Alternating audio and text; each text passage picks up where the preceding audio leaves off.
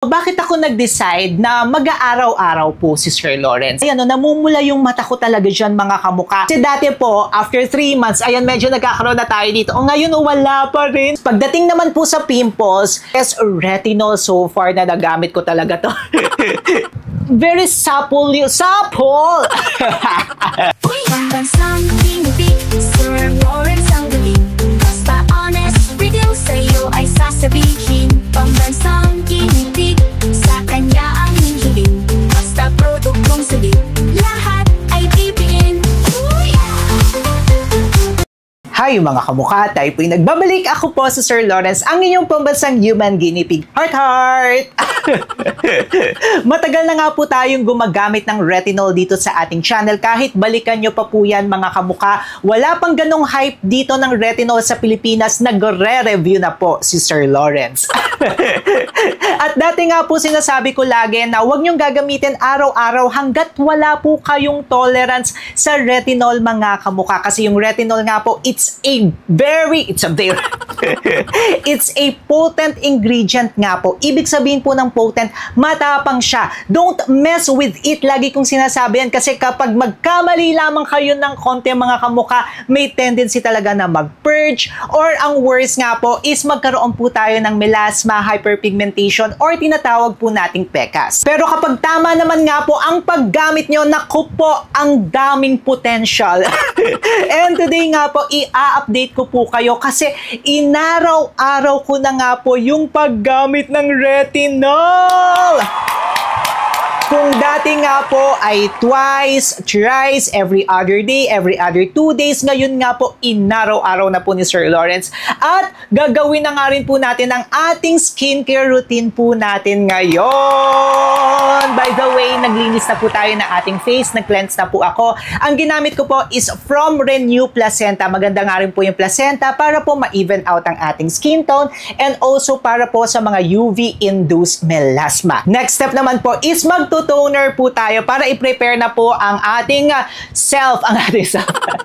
ating skin po para sa ating next step ng mga skincare routine. Ang ginagamit natin is itong may micellar water from Garnier po mga kamukha with vitamin C. Yung vitamin C, maganda po yung pagbabrighten and also para nga rin po sa melasma. Okay, pag-usapan na nga po natin ang retinol mga kamukha. Ang retinol po, very powerful or very potent ingredient nga po yan. Pero yung retinol nga po is nasa kalagitnaan pa po yan. Marami kasing forms ng retinol. Ang pinakamababa nga po is retinol ester, then after that retinol, tapos meron din nga po tayong retinal, and then ang pinaka-highest form, pero dapat may doctor's prescription or may dermatologist prescription na po, is yung tinatawag po natin na retinoid or retinoic acid mga kamukha. Ako po hanggang retinol lang talaga. Pero yung mga hindi makahiyang sa retinol, pwede po muna kayo mag-try na mga retinol ester. Inaraw-araw ko na nga po siya, pero kung wala pa po kayong tolerance sa retinol mga kamukha, wag nyo pong gagawin na araw-araw yan. Again ang retinol nga po, maganda po yan para sa mga wrinkles. Hindi niya maaalis ang wrinkles mapapabagal na yung pagdami ng wrinkles. Kung may existing wrinkles na po kayo, kailangan nyo na magpa-botox mga kamukha. Pero kung wala pa kayo existing wrinkles, ayan,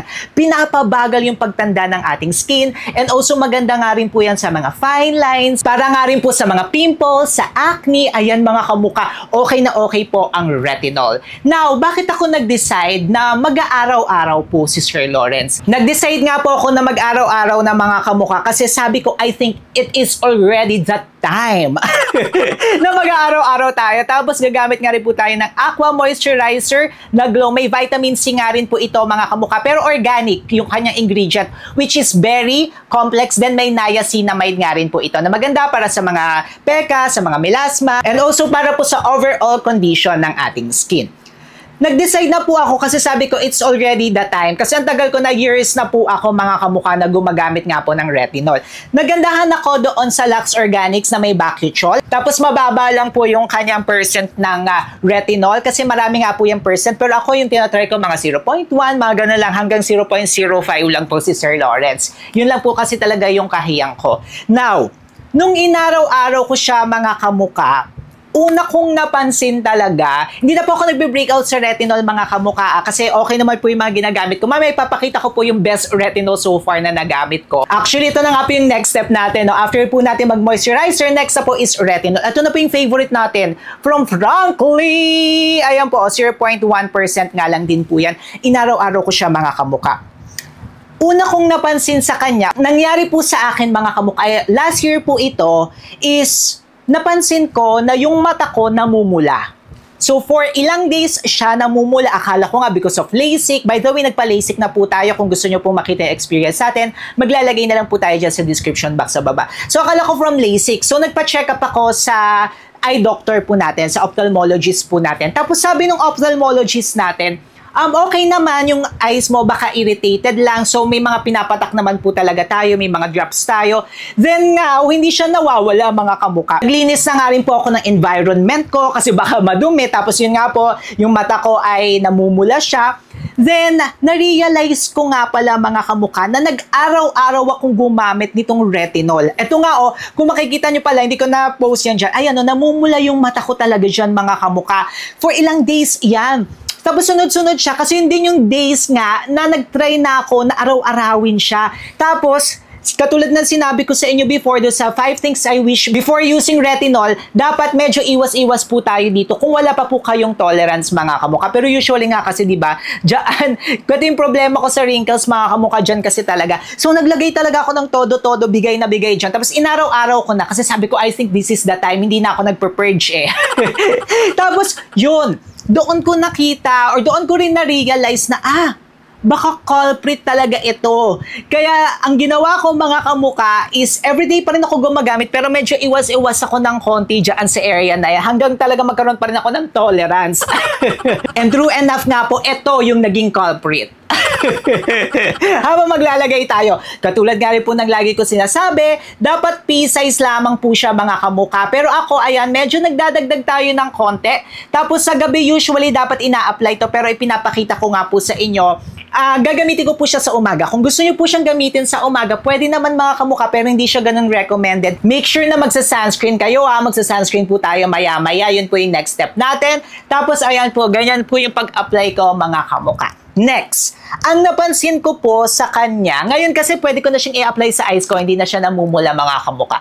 Next na napansin ko mga kamuka, kung matagal na po kayo dito sa ating channel, alam nyo po na every 3 months, 6 months, every 8, every 12 months, or 1 year, nagpapabotox po si Sir Lawrence. Dina-document ko po sa inyo yan mga kamukha kung saan tayo nagpapabotox. Pero ang napansin ko po, nung inaraw-araw ko siya, balikan yung mga videos natin, hindi pa ako nagpapabotox. Ang last ko nga po na pagpapabotox dito sa eye area ko was in Baguio pa. Opo, sa Baguio pa yung huli ko and nag-Baguio ako noong 2023 pa. So, almost 2 years na tayong hindi nagpapa-eye botox mga kamukha. Kasi dati po, after 3 months, ayan, medyo nagkakaroon na tayo dito. Ngayon, wala pa rin mga kamukha. I love it. So, nung inaraw-araw ko po siya, actually, kahit hindi ko siya inaraw-araw din, hindi talaga na tayo nagpapabotox since 2023. Though, meron pa rin pong konting pero hindi siya yung parang katulad dati. Ngayon, very natural na po yung itsura ni Sir Lawrence. Very natural kasi minsan yung botox po, talagang hindi siya natural tingnan sa akin eh. Ngayon, very natural siya Ayan, hindi pa po ako nagpapabotox so far mga kamukha and I'm loving it. Next, pagdating naman po sa pimples, yun, hindi na rin ako masyadong malala mag-pimples mga kamukha, no? Unlike before nga po na pinapakita po natin talaga yung journey natin na ang dami kong pimples, nagbe-breakout ako, unless na lang talaga may mga hindi tayo kahiyang na mga ingredient din, talagang pinopost naman natin, very honest po tayo sa mga product reviews na sinasabi natin na nagpe-purge tayo, nagbe-breakout tayo, may allergy tayo, hindi natin kahiyang, pero hindi na natin siya masyadong na-experience kayo. Ang next na pansin ko nga rin po sa kanya mga kamuka is parang banat na banat nga rin po yung aking skin, mga kamukha. O, ayun na, wala tayong nilalagay dyan, mga kamukha. Yung puro ano lang tayo ngayon. Puro skincare routine. Yan yung napansin natin. Na parang fresh na fresh lang talaga tayo. So, I think retinol is really helping. It's a game changer. So, everyday ko na nga po ginagamit ito. Hindi pa tayo nagre-review ng bago kasi nagandahan talaga ako. Kung gusto nyo pong bumili, may peke nito, mga kamukha. Galing Korea po ito. Maglalagay po tayo sa description box sa baba. Hindi rin tayo nag-purge dito. Tapos okay na okay po na 0.1% lang siya. Best retinol so far na nagamit ko talaga to. Okay, after po niyan, pag sa umaga po kayo mag-a-apply, pero recommend ko nga po sa gabi, nagsushoot lang tayo ngayon, kaya nilagay ko po sa umaga, is kailangan po natin mag-sunscreen. Ito po, if may maliit pa nga po kayong melasma, or kung gusto nyo pong maprotektahan ng inyong skin, tapos gusto nyo nga rin po mag-brighten, ito po, Garnier. Tapos may nire-review nga rin po tayong bagong sunscreen, almost same ingredients sila, may okay lang ng konti doon, pero ito so far okay na okay nga rin po yan. Okay, i-review po natin yan, makikita nyo po yon sa mga susunod nating video. Ayan po siya, kailangan po natin mag-sunscreen, mga kamukha. Oh, look at that! Okay na okay po siya, mga kamukha. Oh, diba? Ayan siya, mga kamukha. Tapos napansin ko nga rin po, mga kamukha, of course with the help pa rin ito ng mga other ingredients, pati umiinom nga po tayo ng mga supplement, is very supple yung very supple yung skin natin, oh. Ayan, napapansin nyo rin naman, mga kamukha, kayo rin naman yung nagsasabi minsan na, Sir Lawrence, blooming kayo. Sir Lawrence, parang hindi okay yung tinitake nyo.